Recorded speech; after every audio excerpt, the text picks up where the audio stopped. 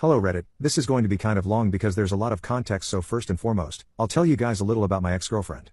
My ex Cindy, 30F, now, was 23 when we were together, and we were together for 4 years. We met in college and stayed together throughout. We even got an apartment together once we graduated and lived together for a year before she broke things off with me abruptly and without an explanation. Cindy was 1 year older than me and a senior in college, so I was too shy to go talk to her, and she's the one who had to initiate the relationship. She asked me out. She said I love you first after 6 months of being together, and she is the one who suggested that we move in together after college. She was a wonderful girlfriend. For those who can't tell, this is sarcasm, in every way but one. She was just very insecure. I don't know what it was, maybe it was because I never really took initiative in the relationship or something similar, but she was just always very insecure and jealous, and she'd hate it when I spoke to other girls no matter who they were. So after a couple of fights, I cut off all my friends who happened to be women because Cindy was more important to me than being friends with other women. It wasn't just friends from college who I stopped talking to, but I also stopped speaking to my school friends who'd been friends with me for more than 5 years at that point. I'm back to talking to them now because Cindy's not in my life anymore, and my wife is cool with my friends regardless of gender.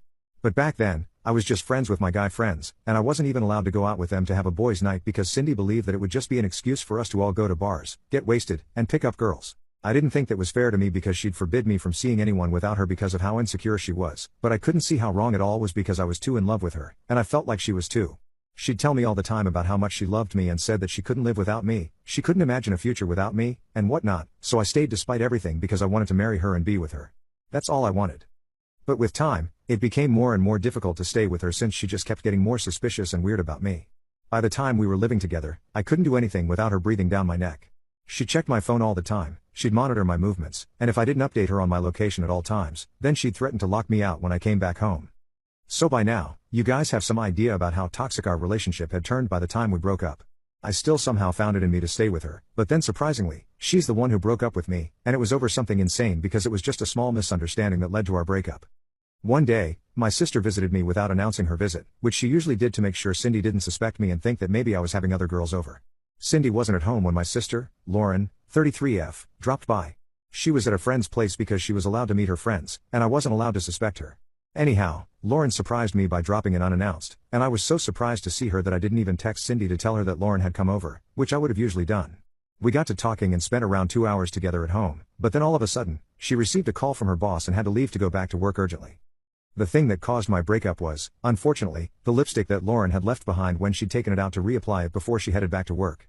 She was in a rush to leave, so she forgot it on the couch, and it was so small that I didn't notice it either. Then Cindy came back home a little after Lauren left, and she seemed happy until she found the little lipstick. I still remember it as clear as day. She sat on the couch and sprang back up as soon as she sat, then grabbed the lipstick that she'd sat down on, and I instantly knew that I was screwed because there was no way in hell that she was going to let this one slide. I tried to downplay it and told her the truth instantly. I told her that Lauren had come over to visit during her lunch hours, and she'd taken out the lipstick to reapply it because she had to go back to work. I explained that she was rushing to go back home, so she'd forgotten to put it back in her purse. But just as I expected, Cindy didn't buy even a word of what I told her for a couple of reasons. Like I said, she brought up that Lauren usually texts Cindy and me both in the text group that has the three of us before she comes over. She hadn't done that this time, and secondly, she thought that it was very unlikely that Lauren would take out her lipstick to reapply in our house because my sister wasn't really one for makeup. She was convinced that I'd had another girl over and absolutely flipped out. When I say flipped out, I don't mean it lightly. She really went psychotic and started screaming at me, cursing at me, randomly throwing things to the floor. First, she went for the cushions, then she threw some books to the floor while raging at me, but then it crossed a line when she grabbed the TV remote and threw it right at me. I ducked and managed to avoid it, but I knew that I needed to get the hell out of there, so I ran to our bedroom and locked myself in. I didn't have my phone with me, so I couldn't call anyone for help, and I just had to stay there by myself for like an hour while she went on and on about how I had betrayed her. She was screaming like a banshee outside the room, and I'll say that I was pretty scared. Then finally, the screaming sort of calmed down, and I finally gathered the courage to leave the room and check outside. I noticed that she was gone and had left the door wide open. I didn't try to talk to her or contact her in any way for the next couple of hours because I figured that she had just gone on a walk to clear her head or something. But then when she didn't even come home by midnight, I started to get a little worried and decided I was going to try and call her. To my surprise, I noticed that the call didn't go through, and after the first couple of tries, I realized that she had blocked me. I tried to text her, but with no luck because I was blocked there as well, and she had also removed me from all her social media accounts. I was paranoid and tried to call her friends, but they didn't answer my calls either, and I guess they had blocked me too. For the next few weeks, I just kept trying to contact her in any way I could, but she just did not answer. After almost a month of trying to track her down, I gave up because I realized that she did not want to be found, not by me, at least. I was completely lost without her, and the next few months were really the toughest of my life. I don't know how I got through it all. All I would do was just go to work, come back, miss her, and pretend that things were fine. People tried to convince me that I was better off without her, but I just didn't feel it. I moved out of that apartment after a year. I tried to stay there because I thought that if Cindy ever came back, she would be able to find me if I remained in that apartment. But after I moved out and had a new address, I gave up any hope of reconciling with Cindy. We never got any closure, and that was my biggest disappointment so far. I was pretty depressed and tried not to talk to women after my breakup because I didn't want to feel like I was betraying Cindy. That changed when I met my current wife, Amy, 27 female. She was a colleague at work, and she was really sweet to me when I was new. And not just me, but she was sweet to every single person in the office. She was beautiful, intelligent, and had a brilliant personality, so despite my best efforts, I couldn't help but fall for her within a few months. I had promised myself that I would never put myself through another relationship again after Cindy, but that all changed when I met Amy. We have been together for almost 4 years and have been married for 2 now. I'm at my happiest with her, and I had honestly totally forgotten about Cindy until recently when she made a sudden reappearance in my life. 7 years had passed since our breakup, or rather, since she just walked out on me like I meant nothing to her, just over a petty misunderstanding. Last weekend, my wife and I were just chilling at home when she suddenly rang our doorbell. I was the one to open the door, and before I could even register what I was seeing in front of me, she dragged a little boy, around 7 years old, right in front of me and demanded that I pay 7 years of child support immediately. She completely tore into me before I even had a chance to speak, and started yelling at me about how she had spent the last 7 years of her life trying to track me down so our son could finally have a father. I just stood there silently while she yelled at me, accused me of being an absent father, and demanded that I pay child support to her and cough up the amount that I had managed to avoid for the last 7 years. I had no idea how to respond to any of that and just stood there like an idiot while she continued to scream at me. Obviously, it was not my fault. I had even waited for her to come back for 1 year after she had left abruptly. She was the one who had abandoned me in our relationship, and I was 100% sure that it was not even my son who she brought along with her. The reason I was not saying anything was because I was literally too shocked to say a word. Noticing that I had been gone for a couple of minutes, Amy decided to come out and check what was going on, and that's when the situation turned around, because as soon as she saw my wife, Cindy's face lost all color, and it appeared that she knew she was screwed. Now, at the time, I was not aware of what was happening, but all I knew was that Cindy was not okay when she saw my wife, and even Amy seemed really surprised to see Cindy there. Before I could say anything, Amy and Cindy started arguing, and I couldn't make out what they were yelling at each other about, but I knew things were bad, and they already knew each other from before. They were at each other's throats, verbally attacking each other, calling each other every derogatory name in the book, and I stood there like a silent spectator along with the other little boy, trying to figure out what was going on. Then finally, Amy brought out the big guns and said that if Cindy didn't leave, then she was going to call the cops, and that would not be good for her. Cindy did not look happy about it, but ultimately she left after shooting us both dirty looks and cursing us out some more when she heard that Amy threatened to call the cops again. And I'm not even kidding, Cindy literally made a run for it. She grabbed her son as soon as Amy mentioned the cops and got out of there as quickly as she could. I had no idea what just happened, but I figured that Amy would tell me everything after Cindy left. Now, this is where things took a really weird turn because as soon as Cindy left, Amy turned towards me and started screaming at me, saying things like, "How could you do this to me? And I can't believe you hid this from me." I still didn't say anything and just stood there looking at her really confused, because that's how I felt. I was really confused, and the things she was accusing me of also did not make any sense to me. She was acting as if I had hidden my relationship with Cindy from her on purpose or something, but I had not done that. I had always been very open with Amy and told her everything about my ex, so I did not understand why she was reacting the way she was. The only thing that I hadn't done was show her a picture of Cindy ever, but that wasn't on purpose. It was mostly because I had lost my phone before I moved into my new house, and it had all my pictures with Cindy on it. So when I lost that, I lost a lot of pictures that I had with her. I had also deleted most of my pictures with her off my social media because it was a very painful reminder of what our relationship used to be and how she had just disappeared without an explanation. So to sum it up, I deleted my pictures with her on my social media, and then I lost my phone, so I lost all the pictures that I had with her because I hadn't backed them up anywhere else either. I never tried to get them back because I just thought that it was a good thing that I didn't have any pictures with her anymore since it just meant one less thing that would remind me of her. Sure, we had a couple of group photos that were still up on my friends' social media accounts, but I made them take it all down because I didn't want to see myself with her anymore. I would have shown those pictures to Amy had she ever asked for it, but she didn't, and it just seemed like too much work to go digging for group photos or photos of me and Cindy to show to Amy when she didn't even seem interested in seeing the woman. So I never got around to showing Amy how Cindy looked. After that incident, Amy said that she wanted to leave and go live with her parents for a while so that she could cool down and clear her head before she came back. In spite of me begging her to stay, she still left because she said that she just did not want to be in the same room as me for a while and really needed her own space to deal with this. I didn't even know what this was because she didn't give me an explanation, and it just felt like a repeat of whatever had taken place with me and Cindy. I was devastated for that entire day, and it wasn't until the next day that I finally made some calls to try and figure out what exactly was going on. I called her parents first, but they told me that I should have told them about Cindy before instead of just bringing it on her like this. They fried me for a while and then disconnected the call without giving me any explanation. So then I called Amy's oldest sister, my sister-in-law, who was the only other person likely to have an explanation. I was completely lost, and she was my last hope. So when she answered my call, I wasted no time in explaining what had happened, and that's when she told me the real story of how Amy and Cindy knew each other. So apparently, Cindy and Amy were cousins. Cindy's real name was Sinya, they're not her real names, I'm just using similar examples, which was something I had never used to refer to her, which is why Amy had never made the connection. Apparently, Cindy had always been a big bully who had pretty much ruined Amy's childhood. Things had been bad between them for a while, but it all came to a head on Amy's 18th birthday when Cindy hooked up with Amy's longtime boyfriend of almost 3 years. My in-laws were pissed, and Amy's mother, Cindy's mother's sister, got into a huge fight over Cindy's behavior. Obviously, both parents took their own kid's side, and so their family stopped speaking to each other. They were completely cut off from one another, but the bullying did not end there because Cindy decided that she was going to take revenge on her cousin by spreading nasty rumors about her online. It got to a point where their parents had to get involved all over again, and this time Cindy finally decided that she was going to leave Amy alone, but only because her parents had told her to cut it out. That was the last time the two cousins spoke to each other, and finally, they met about a couple of days ago because of me.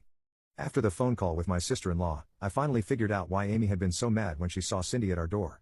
Apparently, the meeting with Cindy, or Sinya, as Amy knew her, had brought up painful memories for both of us. I spoke to her after that phone call, and I guess my sister-in-law must have talked to her because she finally talked to me instead of just letting the phone ring. I told her that I understood where she was coming from, but it wasn't exactly my fault that we hadn't been able to find out about this common link between us, mostly because she'd never asked or shown an interest in Cindy, and rightfully so, since it was all in the past anyway, and she was the future for me. Had she asked me about Cindy even once, then I would have instantly shown her a picture, and we wouldn't have had to wait for so long to find out about this connection between us. I tried to explain my side of the story to her rationally, but for some reason, she still thinks that I am the bad guy here and that I should have shared more about my past relationship, so she would have asked me about it as well, and then we would have been able to uncover this sooner.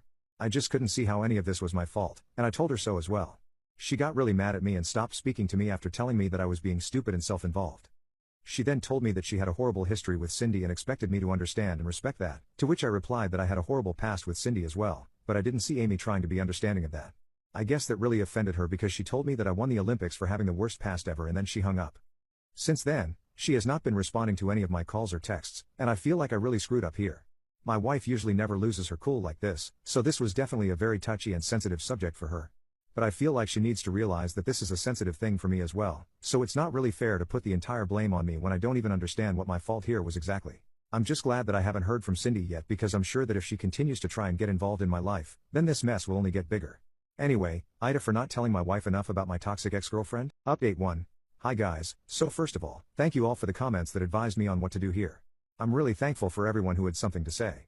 And for those of you who wanted to know if my wife had ever mentioned anything about the bullying before, no, she had not. She had never told me that she had been bullied relentlessly in the past, and I only found out about that part of her after the phone call with my sister-in-law. It wasn't my fault, I know, but I still took the initiative and decided to go see my wife at her parents' place. I wanted to make this relationship work, and I knew that if I wanted to be with her, then I would have to go and set things right, even if it wasn't my fault, because it was us versus the problem and not her versus me. Yesterday, I finally visited her after almost a week of not speaking to each other. Both my in-laws and Amy were pretty surprised to see me there, but I didn't wait for them to say anything. As soon as the door had been opened, I went straight to Amy and gave her a big bear hug. She was taken aback, but she hugged me back, and we just held each other for a few minutes before we even said anything. This last week had been tough for both of us, and we knew we just wanted to be together. Who was right and who was wrong didn't even matter anymore. As soon as I broke away from the hug, she apologized to me and started crying immediately because, apparently, she had thought that she had lost me forever due to the meltdown that she had after Cindy's visit that day, and also because of the way she had been behaving after she left the house. She acknowledged that she had been totally unreasonable and irrational in dealing with the situation and just kept apologizing constantly. Her parents and I consoled her and calmed her down as she sobbed profusely. I was happy to see that she had realized that the way she had been acting was a little unfair to me, but at the same time, I also felt guilty for not reaching out to her earlier since that is what really caused her to break down when I finally visited her yesterday. After a while, once we talked things out, she packed up her stuff to come back home with me, and here we are, back home together. I wouldn't say that things have gone back to normal, but we're working on it and trying to make sense of everything that has happened in the last week, including Cindy's visit, which we still haven't been able to get to the bottom of, but we'll find out what that was all about as well. Update 2. Hey guys, so we finally found out what Cindy was here for, no prizes for guessing that it was for money, which she had made very clear to us as soon as she arrived by demanding that I pay child support for a kid that barely seemed or felt like my own. Amy and my sister-in-law made several phone calls to get to the bottom of what was happening with her since their families were not on speaking terms and hadn't been for several years. They found out that the kid was not mine, obviously, but she had been dating some guy for a couple of years. In fact, I think she had even been two-timing me for the last couple of months of our relationship. I don't have any proof of it, but it would sure make sense because she broke up with me over something really petty and then just cut me out of her life randomly, like I was nothing to her. So, it would add up if she had already had another guy lined up to take my place after she broke up with me. She was probably already pregnant by the time she left me, and she just needed a way out. The incident with my sister was the most convenient way for her to leave. Most people in her family were aware of her relationship with the other guy, but I was forbidden from speaking to her family unless she was with me, so I never found out about it and never would have had she not made the terrible decision of showing up to my doorstep just to intimidate me into giving her money. As it turns out, the other guy had dumped her a couple of months ago, and since she had quit working after she had met the other guy and had her baby, she didn't really have any savings of her own and was running short on money. He had done the same thing to her that she had done to me, just disappeared without any explanation, and now she was struggling to make ends meet. Her parents had refused to help her because they wanted to save enough to retire, and they wouldn't be able to do so if they started supporting her and her kid all of a sudden, which is just crazy selfish, but it explains why she was so desperate. None of her family has heard from her after she ran into Amy at my house, but I'm sure that somebody will find her and either try to help her or just report her to the cops because, from what I'm hearing, she has already been scamming a few people out of cash. Now, these are all just rumors, but they might as well be true because after what she tried to pull with me, I wouldn't really put it past her. Update 3. So, it's a late update, but Amy and I have decided to join couples counseling as well as individual therapy because I don't think we are dealing with our past as well as we thought we were. Just one appearance from Cindy had sent our lives crashing and burning. We couldn't let that happen again, so that's why we made the decision that we made.